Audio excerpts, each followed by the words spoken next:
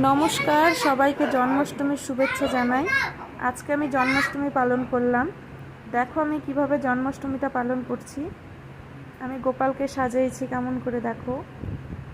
এই যে ফুলের থালা সাজানো, এই যে আসন পেতে দিলাম। এরপরে দেখো ক্ষীর বানিয়েছি, ক্ষীর, দই, লাড্ডু। গোপাল যা যা খেতে ভালোবাসে সবই করা হয়েছে।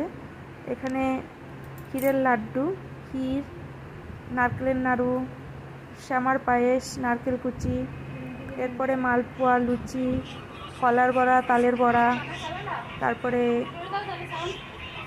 সুজি, দই, মিষ্টি। দেখো সব কিছু আমি সাজিয়ে দিয়েছি এইভাবে। তোমরা দেখো, যদি তোমাদের ভালো লেগে থাকে তাহলে তোমরা অবশ্যই আমাকে কমেন্টে জানাবে আর লাইক করে সাবস্ক্রাইব